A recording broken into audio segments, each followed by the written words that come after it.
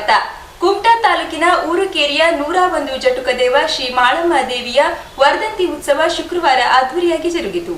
ಶ್ರೀದೇವರ ವರ್ಧಂತಿ ಉತ್ಸವದ ಪ್ರಯುಕ್ತ ದೇವಸ್ಥಾನದಲ್ಲಿ ಹೋಮ ಹವನಾದಿಗಳು ಸೇರಿದಂತೆ ಹಲವು ಧಾರ್ಮಿಕ ಕಾರ್ಯಕ್ರಮಗಳು ಜರುಗಿದವು. ಭಕ್ತಾದಿಗಳು ವಿವಿಧ ಸೇವೆಗಳನ್ನು ಸಲ್ಲಿಸಿ ಶ್ರೀದೇವರ ಕೃಪೆಗೆ ಪಾತ್ರರಾದರು. ಈ ವರ್ಧಂತಿ ಉತ್ಸವದ ನಿಮಿತ್ತ ಸಭಾ ಕಾರ್ಯಕ್ರಮವನ್ನು ಆಯೋಜಿಸಲಾಗಿತ್ತು. ಈ ಕಾರ್ಯಕ್ರಮವನ್ನು ಕೆಡಿಸಿಸಿ ಬ್ಯಾಂಕಿನ ನಿರ್ದೇಶಕರಾದ ಶಿವಾನಂದ ಹೆಗಡೆ ಕಡ್ತೋಕ್ ಅವರು ಉದ್ಘಾಟಿಸಿದರು. ನಂತರ ಮಾತನಾಡಿದ ಅವರು, ಈ ದೇವಾಲಯ ಸುಮಾರು 300 ವರ್ಷಗಳಷ್ಟು ಹಳೆಯದಾಗಿದೆ. ನಾವು ಧರ್ಮವನ್ನು ರಕ್ಷಿಸಿದರೆ ಧರ್ಮ ನಮ್ಮನ್ನ ರಕ್ಷಿಸುತ್ತದೆ. ಧರ್ಮ ಎಂದರೆ ದೇವರ ಆರಾಧನೆಯ ಜೊತೆಗೆ ನಮ್ಮ ಆಚಾರ ವಿಚಾರ ನಡೆನುಡಿಯಲ್ಲಿ ಉತ್ತಮ ಸಂಸ್ಕೃತಿಯನ್ನು ಅಳವಡಿಸಿಕೊಳ್ಳುವುದಾಗಿದೆ ಎಂದರು. ಒಂದು ದೇವಾಲಯದ ವರ್ಧಂತಿ ಉತ್ಸವ ಇವತ್ತು ನಡೆಕೊಂಡು ಬಂದಿದೆ. ಹಲವಾರು ವರ್ಷಗಳಿಂದ ಸ್ಥಳೀಯರು ಅತ್ಯಂತ ಭಕ್ತಿಯಿಂದ ಪೂಜಿಸಿಕೊಂಡು ಬಂದಿದ್ದಾರೆ. ಅದರಿಂದ ತೃಪ್ತಿಯನ್ನು ಕೂಡ ಕಂಡುಕೊಂಡಿದ್ದಾರೆ. ಧರ್ಮೋ ರಕ್ಷತಿ ರಕ್ಷಿತಃ. ಧರ್ಮವನ್ನು ಯಾರು ರಕ್ಷಿಸ್ತಾರೋ ಅವರನ್ನ ಧರ್ಮ ರಕ್ಷಿಸ್ತಾರೆ. ಧರ್ಮ ಅಂದ್ರೆ ನಾವು ಕೇವಲ ದೇವರ ಪೂಜೆ ಮಾಡುವಂತದ್ದು ಇದಷ್ಟನ್ನೇ ನಾನು ವ್ಯಾಪ್ತಿಯಲ್ಲಿ ಹೇಳೋದಿಲ್ಲ. ಧರ್ಮ ಅಂದ್ರೆ ಇದು ಅತ್ಯಂತ ಪ್ರಮುಖವಾಗಿ ಆದರೂ ಕೂಡ ದೇವರಿಗೆ ನಾವು ನಮಸ್ಕರಿಸುವುದು, ದೇವರನ್ನು ಪೂಜಿಸುವುದು ಅತ್ಯಂತ ಪ್ರಮುಖವಾಗಿ ಆದರೂ ಕೂಡ. ವಕೀಲರಾದ ಉಮಾ ನಾಯ್ಕ್ ಮಾತನಾಡಿ, ಇಂದು ಶಿಕ್ಷಣ ಕೇವಲ ಪದವಿಗೆ ಮಾತ್ರ ಸೀಮಿತವಾಗಿದೆ. ಒಂದೆಡೆ ಶಿಕ್ಷಣ ಪಡೆಯುವವರ ಸಂಖ್ಯೆ ಹೆಚ್ಚಾಗುತ್ತಿದ್ದು, ಇನ್ನೊಂದೆಡೆ ನೈತಿಕ ಮೌಲ್ಯಗಳು ಕುಸಿಯುತ್ತಿವೆ. ಮಕ್ಕಳ ಉತ್ತಮ ಭವಿಷ್ಯ ನಿರ್ಮಿಸುವಲ್ಲಿ ಪಾಲಕರ ಪಾತ್ರ ಬಹುಮುಖ್ಯವಾಗಿದೆ. ಪಾಲಕರು ಮಕ್ಕಳಲ್ಲಿ ನೈತಿಕ ಮೌಲ್ಯದ ಜೊತೆಗೆ ಜ್ಞಾನಾಭಿವೃದ್ಧಿಗೆ ಸಹಕರಿಸಿ ಆ ಮೂಲಕ ಸಮಾಜದ ಸತ್ಪ್ರಜೆಗಳನ್ನಾಗಿ ಬೆಳೆಸಬೇಕು ಎಂದರು. ಇವತ್ತಿನ ದಿವಸ ನಾವೆಲ್ಲರೂ ಅನ್ಕೊಂಡಿದ್ದೇವೆ ವಿದ್ಯಾವಂತರು ಏನನ್ನು ಬೇಕಾದರೂ ಸಾಧಿಸಬಹುದು ಅನ್ನೋದನ್ನ. ಆದ್ರೆ ಆ ವಿದ್ಯೆ ಅನ್ನೋದು ಎಷ್ಟರ ಮಟ್ಟಿಗೆ ಇವತ್ತು ಸೀಮಿತ ಆಗಿದೆ ಯಾವ ವಿಷಯಗಳಿಗೆ ಅಂದ್ರೆ ಡಿಗ್ರಿ ಪಡೆಯುವುದು, ನೌಕರಿ ಮಾಡೋದು, ಸಂಪಾದನೆ ಮಾಡೋದಕ್ಕೋಸ್ಕರ ವಿದ್ಯೆ ಪಡೆಯುವ ಒಂದು ವ್ಯವಸ್ಥೆಯನ್ನು ನಾವು ಇವತ್ತು ಸಮಾಜದಲ್ಲಿ ನಮ್ಮ ಸುತ್ತಮುತ್ತ ಕಾಣ್ತಾ ಇದ್ದೇವೆ. ಯಾಕಂದ್ರೆ ಒಂದು ಕಾಲದಲ್ಲಿ ಇತ್ತು ಮಕ್ಕಳನ್ನ ಬೆಳೆಸುವ ರೀತಿ ಎಲ್ಲಿಂದ ಶುರುವಾಗ್ತಿತ್ತು ಅಂದ್ರೆ. ಈ ಸಂದರ್ಭದಲ್ಲಿ ಸುರೇಶ್ ನಾಯ್ಕ್, ಸುರೇಶ್ ಟಿ ನಾಯ್ಕ್, ರಾಮಚಂದ್ರ ಮಡಿವಾಳ್, ಪ್ರಭಾಕರ್ ಭಟ್ ಸೇರಿದಂತೆ ಹಲವರು ಉಪಸ್ಥಿತರಿದ್ದರು. ಅಡಿಕೆ ವ್ಯಾಪಾರಸ್ಥರ ಹಾಗೂ ದಲಾಲರ ಸಂಘದ ವತಿಯಿಂದ ಕುಮಟಾ ತಾಲೂಕಿನ ಗುಜರ್ಗಲ್ಲಿಯ ಅಡಿಕೆ ವ್ಯಾಪಾರಸ್ಥರ ಹಾಗೂ ದಲಾಲರ ಸಂಘದ ಮೀಟಿಂಗ್ ಹಾಲ್ನಲ್ಲಿ ಪ್ರತಿಭಾ ಪುರಸ್ಕಾರ ಕಾರ್ಯಕ್ರಮವನ್ನು ಆಯೋಜಿಸಲಾಗಿತ್ತು. 2014-15ನೇ ಸಾಲಿನ ಪುರಸಭಾ ವ್ಯಾಪ್ತಿಯಲ್ಲಿ 7ನೇ ವರ್ಗದ ಪಬ್ಲಿಕ್ ಪರೀಕ್ಷೆಯಲ್ಲಿ ಹಾಗೂ ಗೀಬ್ ಹೈಸ್ಕೂಲಿನ ಸೆಂಟರಿನ SSLC ಪರೀಕ್ಷೆಯಲ್ಲಿ ಗರಿಷ್ಠ ಅಂಕ ಗಳಿಸಿದ ವಿದ್ಯಾರ್ಥಿಗಳಿಗೆ ಅಡಿಕೆ ವ್ಯಾಪಾರಸ್ಥರ ಮತ್ತು ದಲಾಲರ ಸಂಘದ ವತಿಯಿಂದ ಪ್ರತಿಭಾ ಪುರಸ್ಕಾರ ಕಾರ್ಯಕ್ರಮವನ್ನು ಆಯೋಜಿಸಲಾಗಿತ್ತು.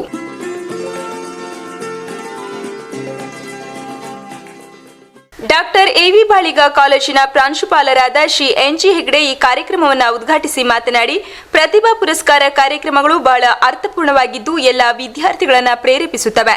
ಇಂದು ಶಿಕ್ಷಣ ಪ್ರತಿಯೊಬ್ಬರ ಅವಶ್ಯಕತೆಯಾಗಿದೆ. ಪ್ರೋತ್ಸಾಹದ ಕೊರತೆ, ಸರ್ಕಾರದ ನೀತಿಗಳು ಹಾಗೂ ಸೌಲಭ್ಯಗಳ ಕೊರತೆಯಿಂದಾಗಿ ಕೆಲವು ವಿದ್ಯಾರ್ಥಿಗಳು ಮಾತ್ರ ಉತ್ತಮ ಸಾಧನೆ ಮಾಡುತ್ತಿದ್ದಾರೆ. ಕೆಲವು ರಾಜಕೀಯ ನಾಯಕರು ತಮ್ಮ ರಾಜಕೀಯ ಹಿತಾಸಕ್ತಿಗಾಗಿ ಶಿಕ್ಷಣ ಸಂಸ್ಥೆಯನ್ನು ಪ್ರಾರಂಭಿಸುತ್ತಾರೆ ಹೊರತು ಶಿಕ್ಷಣವನ್ನು ಪ್ರೋತ್ಸಾಹಿಸುತ್ತಿಲ್ಲ ಎಂದರು. ಅಧ್ಯಕ್ಷನಾಗಿ ನಿಮ್ಮ ಎದುರಿಗೆ ನಿಲ್ಲುವುದಕ್ಕಿಂತಲೂ ಹೆಚ್ಚಾಗಿ ಒಬ್ಬ ಶಿಕ್ಷಕನಾಗಿ ವಿದ್ಯಾರ್ಥಿಗಳನ್ನು ಪ್ರೋತ್ಸಾಹಿಸತಕ್ಕಂಥದ್ದು ನನ್ನ ಕರ್ತವ್ಯ ಅಂತ ನಾನು ಭಾವಿಸ್ತೇನೆ. ಇವತ್ತು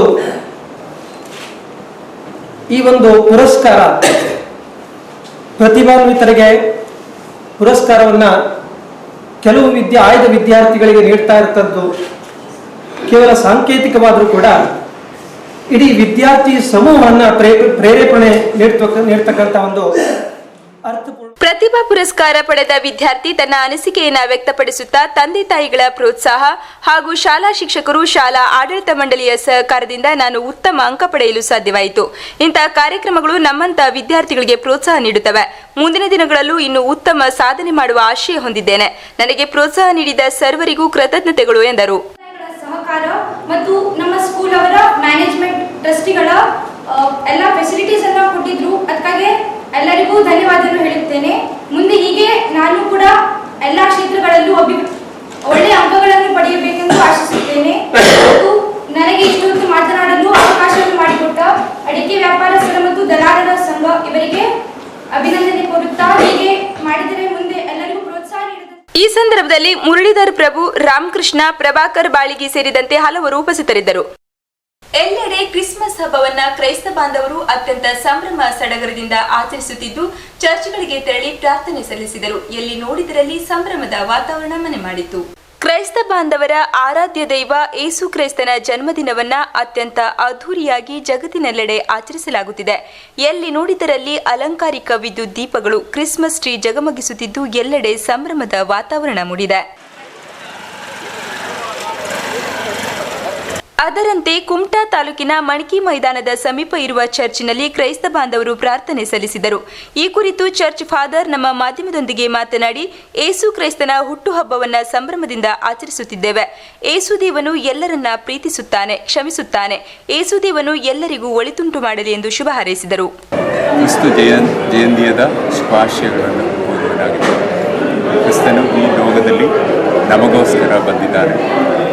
ಆ ಸಂತೋಷವನ್ನು, ಆ ಸಮಾಧಾನವನ್ನು ನಿಮಗೆ ಸಾರಲಿಕ್ಕೆ ನನಗೆ ತುಂಬ ಸಂತೋಷ ಇದೆ. ನಿಮಗೆಲ್ಲರಿಗೂ, ಮನೆಯಲ್ಲಿ ಇರುವ ಎಲ್ಲರಿಗೂ ದೇವರ ಸಾನ್ನಿಧ್ಯ ಉಂಟಾಗಿರಲಿ. ನೀವು ಪ್ರವೇಶಿಸುವ ಹೊಸ ವರ್ಷ ಸಹ ನಿಮಗೆ ಒಳ್ಳೆಯದಾಗಲಿ. ಯೇಸು ಕ್ರೈಸ್ತನು ಸರ್ವರ ಬಾಳಲು ಸುಖ ಶಾಂತಿ ಕರುಣಿಸಲಿ ಎಂಬುದು ನಮ್ಮ ವಾಹಿನಿಯ ಆಶಯ. ಕ್ರಿಸ್ಮಸ್ ಹಬ್ಬದ ಅಂಗವಾಗಿ ಭಟ್ಕಳ ತಾಲೂಕಿನ ಮುಂಡಳ್ಳಿ, ಪುರವರ್ಗ, ಕರಿಕಲ್, ತೆರ್ನಮಕ್ಕಿ, ಸಣ್ಬಾವಿ, ಮುರುಡೇಶ್ವರ ಚರ್ಚ್ಗಳಲ್ಲಿ ಕ್ರೈಸ್ತ ಬಾಂಧವರು ಸೇರಿ ಅತ್ಯಂತ ಉತ್ಸಾಹ ಸಂಭ್ರಮದಿಂದ ಪ್ರಾರ್ಥನೆಯನ್ನ ಮಾಡಿದ್ದು, ಎಲ್ಲ ಚರ್ಚ್ಗಳನ್ನು ಅತ್ಯಂತ ಸುಂದರವಾಗಿ ದೀಪಾಲಂಕಾರದಿಂದ ಅಂದಗೊಳಿಸಲಾಗಿತ್ತು.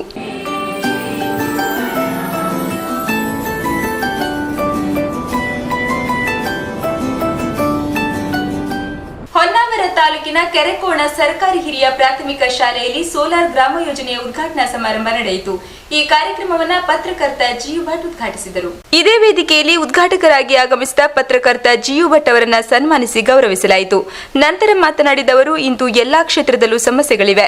ಜಗದ ಬದಲಾವಣೆಯ ನಿಯಮಕ್ಕೆ ತಕ್ಕಂತೆ ಬದಲಾದರೆ ಅಭಿವೃದ್ಧಿ ಸಾಧ್ಯ. ಪ್ರಸ್ತುತ ದಿನಗಳಲ್ಲಿ ಸೂರ್ಯಶಕ್ತಿಯನ್ನು ಬಳಸಿಕೊಳ್ಳಲಾಗುತ್ತಿದೆ. ಸೋಲಾರ್ ಗ್ರಾಮ ಯೋಜನೆಯ ಮೂಲಕ ಪ್ರತಿ ಗ್ರಾಮಗಳಲ್ಲಿ ಸೋಲಾರ್ ವಿದ್ಯುತ್ ಅನ್ನು ಅಳವಡಿಸಲಾಗುತ್ತಿದೆ. ಇದಕ್ಕಾಗಿ ಸಬ್ಸಿಡಿ, ಸಾಲ, ಜೀವ ವಿಮೆ ಮೊದಲಾದ ಸೌಕರ್ಯಗಳನ್ನು ನೀಡುತ್ತಿದ್ದು, ಪ್ರತಿಯೊಬ್ಬರೂ ಈ ಸೋಲಾರ್ ವಿದ್ಯುತ್ನ ಪ್ರಯೋಜನ ಪಡೆದುಕೊಳ್ಳಬೇಕು ಎಂದರು. ಅವರು ರೋಟರಿಯ ಸದಸ್ಯರಾಗಿ, ಒಬ್ಬ ನ್ಯಾಯವಾದಿಯಾಗಿ ಬೇರೆ ಬೇರೆ ಕಡೆ ಓಡಾಡ್ತಾ ಇರೋದನ್ನು ನೋಡಿದ್ದೇನೆ. ಅವರ ಕಾಳಜಿಗೆ ಈ ಊರಿಗೆ ಬಂದಿದ್ದಾರೆ. ಅವರ ಕಾಳಜಿ ಹಾಗೂ ಪ್ರೀತಿಯ ಪ್ರಯೋಜನವನ್ನ ನೀವು ತೆಗೆದುಕೊಳ್ತೀರಿ ಅಂತ ಬಯಸ್ತೇನೆ. ಈ ಸೂರ್ಯಾರಾಧನೆ, ಸೂರ್ಯನ ಶಕ್ತಿಯ ಪ್ರಯೋಗ ಈ ದೇಶಕ್ಕೆಲ್ಲ, ಭೂಮಿಗೆ ಹೊಸ್ತಲ್ಲ. ಸೂರ್ಯನ ಇನ್ನೊಂದು ಸ್ವರೂಪವಾದ ಅಗ್ನಿಯನ್ನು ಆರಾಧಿಸ್ತಾ ಬಂದಂತವರು. ಅಗ್ನಿಹೋತ್ರ ಕುಟುಂಬ ಅಂತಾರೆ, ತುಂಬಾ ಕುಟುಂಬಗಳಿತ್ತು.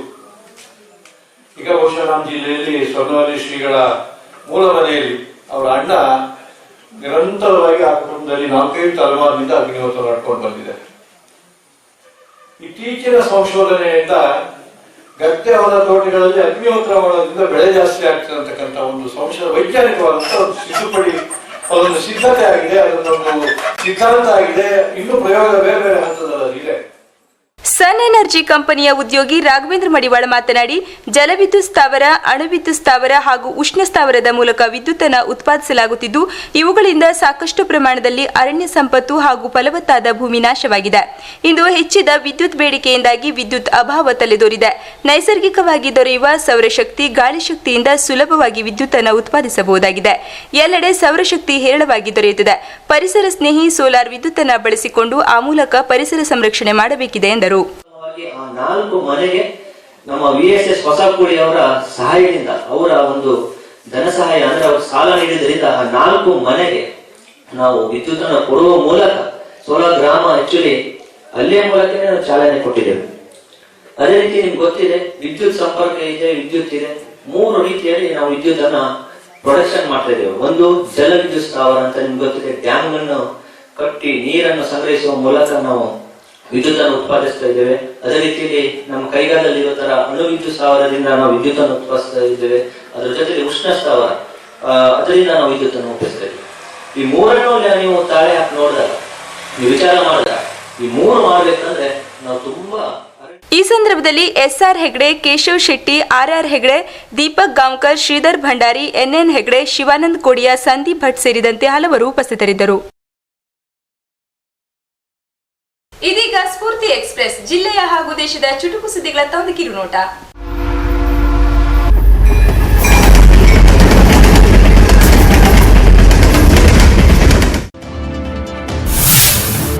ಜನಸ್ನೇಹಿ ಸೇವೆಗಳ ಮೂಲಕ ಜನಮೆಚ್ಚುಗೆ ಗಳಿಸುತ್ತಿರುವ ರೈಲ್ವೆ ಇಲಾಖೆ ಪ್ರಯಾಣಿಕರ ಅನುಕೂಲಕ್ಕಾಗಿ ಪೇಪರ್ಲೆಸ್ ಟಿಕೆಟ್ ಸೌಲಭ್ಯ ಪರಿಚಯಿಸಲು ಮುಂದಾಗಿದೆ. ಕೇವಲ SMS ರೂಪದಲ್ಲಿ ಟಿಕೆಟ್ ನೀಡುವ ಹೊಸ ನಿಯಮ ಶೀಘ್ರದಲ್ಲೇ ಜಾರಿಯಾಗಲಿದೆ. ಈ ವಿನೂತನ ವಿಧಾನ ಅಳವಡಿಸಿಕೊಳ್ಳುವ ಸಂಬಂಧ ರೈಲ್ವೆ ಸಚಿವಾಲಯಕ್ಕೆ ಪ್ರಸ್ತಾವನೆ ಸಲ್ಲಿಸಲಾಗಿದೆ. ಕ್ರಿಸ್ಮಸ್ ರಜೆ ಹೊಸ ವರ್ಷಾಚರಣೆಗಾಗಿ ಪುಣ್ಯಕ್ಷೇತ್ರ ಗೋಕರ್ಣಕ್ಕೆ ಆಗಮಿಸುವ ಪ್ರವಾಸಿಗರ ಸಂಖ್ಯೆಯಲ್ಲಿ ವಿಪರೀತ ಹೆಚ್ಚಳವಾಗಿದೆ. ಕಾಂಗ್ರೆಸ್ ಆಡಳಿತದಿಂದ ಜನತೆ ಬೇಸತ್ತಿದ್ದಾರೆ. ವಿಧಾನ ಪರಿಷತ್ ಚುನಾವಣೆಯಲ್ಲಿ ಜೆಡಿಎಸ್ ಇದರ ಲಾಭ ಪಡೆಯಲಿದ್ದು ಗೆಲ್ಲುವವರ ಸಂಖ್ಯೆ 2 ಅಂಕಿ ದಾಟಲಿದೆ ಎಂದು ಶಾಸಕ ಮಧು ಬಂಗಾರಪ್ಪ ಶಿರ್ಸಿಯಲ್ಲಿ ನಡೆದ ಸಭೆಯಲ್ಲಿ ಹೇಳಿದ್ದಾರೆ. ಬಿಜೆಪಿಗಿಂತ ಕಾಂಗ್ರೆಸ್ 1 ಸ್ಥಾನ ಹೆಚ್ಚಿಗೆ ಗೆದ್ದರೂ ರಾಜಕೀಯ ಸನ್ಯಾಸತ್ವ ಪಡೆಯುತ್ತೇನೆ ಎಂದು ಹೇಳುವ ಮಾಜಿ ಡಿಸಿಎಂ ಈಶ್ವರಪ್ಪ ಮಾತಿಗೆ ಕಿಮ್ಮತ್ತಿಲ್ಲ ಎಂದು ಸಿಎಂ ಸಿದ್ದರಾಮಯ್ಯ ವ್ಯಂಗ್ಯವಾಡಿದರು. ಕೇಂದ್ರ ಕಾನೂನು ಸಚಿವ ಟಿವಿ ಸದಾನಂದ ಗೌಡ ನೀತಿ ಸಂಹಿತೆ ಉಲ್ಲಂಘನೆ ಸುಳಿಗೆ ಸಿಲುಕಿದ್ದಾರೆ. ಕಾನೂನು ಸಚಿವರಾಗಿದ್ದರೂ ಪರಿಷತ್ನ ಕೊಡಗು ಕ್ಷೇತ್ರದ ಮತದಾರರಿಗೆ ಕರಪತ್ರ ಕಳುಹಿಸುವ ಮೂಲಕ ಚುನಾವಣಾ ನೀತಿ ಸಂಹಿತೆ ಉಲ್ಲಂಘನೆ ಮಾಡಿದರೆಂಬ ಆರೋಪಕ್ಕೆ ಟಿವಿಎಸ್ ತುತ್ತಾಗಿದ್ದಾರೆ. ಮೋಸ್ಟ್ ವಾಂಟೆಡ್ ಭೂಗತ ಪಾತಕಿ ದಾವೂದ್ ಇಬ್ರಾಹಿಂ ಶನಿವಾರ 60ನೇ ವರ್ಷಕ್ಕೆ ಕಾಲಿಡಲಿದ್ದು ತನ್ನ ಭೂಗತ ಸಾಮ್ರಾಜ್ಯದ ಉತ್ತರಾಧಿಕಾರಿಯನ್ನು ಘೋಷಣೆ ಮಾಡಲಿದ್ದಾನೆ ಎನ್ನಲಾಗಿದೆ. ರಾಜಧಾನಿ ನವದೆಹಲಿಯಲ್ಲಿ ಮಾಲಿನ್ಯ ನಿಯಂತ್ರಿಸುವ ನಿಟ್ಟಿನಲ್ಲಿ ರೂಪಿಸಲಾಗುತ್ತಿರುವ ದಿನ ಬಿಟ್ಟು ದಿನ ಸಮಬೆಸ ಖಾಸಗಿ ಕಾರುಗಳ ಸಂಚಾರ ನಿಯಮದ ನೀಲಿ ನಕ್ಷೆಯನ್ನು ದೆಹಲಿ ಮುಖ್ಯಮಂತ್ರಿ ಅರವಿಂದ್ ಕೇಜ್ರಿವಾಲ್ ಬಿಡುಗಡೆಗೊಳಿಸಿದ್ದಾರೆ. ಮನುಷ್ಯನಲ್ಲಿರುವ ಮನೋಮಯ ಕೋಶವೇ ನಾನಾ ರೋಗಗಳಿಗೆ ಮೂಲ. ಅದರಲ್ಲಿ ಎದುರಾಗುವ ಸಣ್ಣ ಪುಟ್ಟ ಸಮಸ್ಯೆ ಪರಿಹರಿಸಿಕೊಂಡರೆ ರೋಗಗಳು ನಮ್ಮತ್ತ ಸುಳಿಯುವುದಿಲ್ಲ ಎಂದು ಸೋಂದಾ ಸ್ವರ್ಣವಲ್ಲಿ ಮಹಾಸಂಸ್ಥಾನದ ಶ್ರೀ ಗಂಗಾಧರೇಂದ್ರ ಸರಸ್ವತಿ ಸ್ವಾಮೀಜಿ ನುಡಿದರು. ಕುಂದಾನಗರಿಯಲ್ಲಿ ಆಯೋಜಿಸಿರುವ ರಾಜ್ಯ ಮಟ್ಟದ ಅಂಧರ ಕ್ರಿಕೆಟ್ ಟೂರ್ನಿಗೆ ಪ್ರಾಯೋಜಕರ ಕೊರತೆ ಎದುರಾಗಿದೆ. ಜತೆಗೆ ಟೂರ್ನಿ ಆಯೋಜನೆಗಾಗಿ ಜನಪ್ರತಿನಿಧಿಗಳಿಂದ ದೇಣಿಗೆ ಪಡೆಯಲು ಚುನಾವಣೆ ನೀತಿ ಸಂಹಿತೆ ಅಡ್ಡಿಯಾಗಿದೆ. ಉದ್ದೀಪನ ಮದ್ದು ನಿಗ್ರಹದ ಬಗ್ಗೆ ಕಟ್ಟುನಿಟ್ಟಿನ ಕ್ರಮಗಳನ್ನು ಕೈಗೊಳ್ಳಲು ಬಿಸಿಸಿಐ ಚಿಂತನೆ ನಡೆಸಿದೆ. ಸದ್ಯ ಬಿಸಿಸಿಐ ಮೂತ್ರದ ಸ್ಯಾಂಪಲ್ ಮೂಲಕ ಮಾತ್ರ ಉದ್ದೀಪನ ಪರೀಕ್ಷೆ ನಡೆಸುತ್ತಿದ್ದು, ಇನ್ನು ರಕ್ತ ಪರೀಕ್ಷೆಯ ಮೂಲಕವೂ ಉದ್ದೀಪನ ಸೇವನೆ ಪ್ರಕರಣಗಳಿಗೆ ಕಡಿವಾಣ ಹಾಕಲು ಬಯಸಿದೆ. ಮುಂದಿನ ವರ್ಷ ಇದು ಜಾರಿಯಾಗುವ ನಿರೀಕ್ಷೆ ಇದೆ.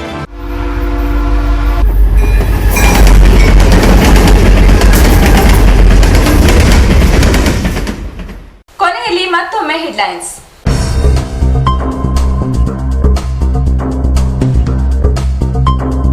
ಹದಗೆಟ್ಟ ರಸ್ತೆಗಳಿಂದ ನಿತ್ಯವೂ ಬವಣೆ ಪಡುತ್ತಿರುವ ಅಳವೆ ದಂಡೆಯ ಜನರು. ಸಮಸ್ಯೆಗೆ ಸ್ಪಂದಿಸದ ಶಾಸಕಿ ಶಾರದಾ ಶೆಟ್ಟಿಯವರ ವಿರುದ್ಧ ಜನತೆಯ ಆಕ್ರೋಶ.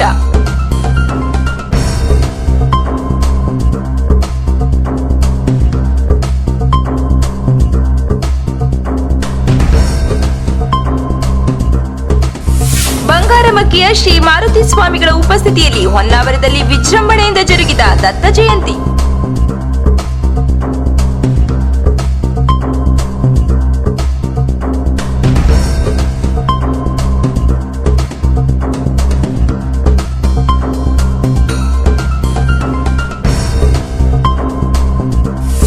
ಅಜಾತಶತ್ರು ಮಾಜಿ ಪ್ರಧಾನಿ ಅಟಲ್ ಬಿಹಾರಿ ವಾಜಪೇಯಿ ಅವರ 91ನೇ ಜನ್ಮದಿನಾಚರಣೆಯ ಪ್ರಯುಕ್ತ ಕುಮಟಾ ಹಾಗೂ ಭಟ್ಕಳದಲ್ಲಿ ಬಿಜೆಪಿ ಪಕ್ಷದ ವತಿಯಿಂದ ಆಯೋಜಿಸಲಾದ ರಕ್ತದಾನ ಶಿಬಿರ ಹಾಗೂ ಹಣ್ಣು ಹಂಪಲ ವಿತರಣೆ.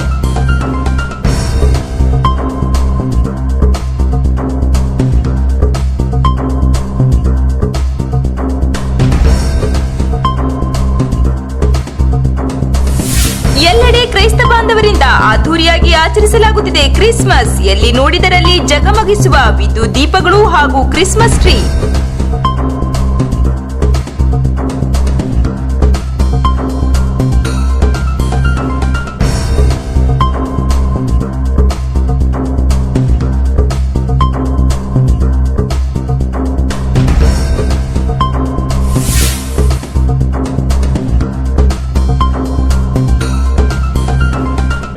ಧನ್ಯವಾದಗಳು. ನಿರಂತರ ಸುದ್ದಿ ಹಾಗೂ ಮನರಂಜನೆಗಾಗಿ ನೋಡ್ತಾ ಇರಿ ಸ್ಫೂರ್ತಿ ಟಿವಿ.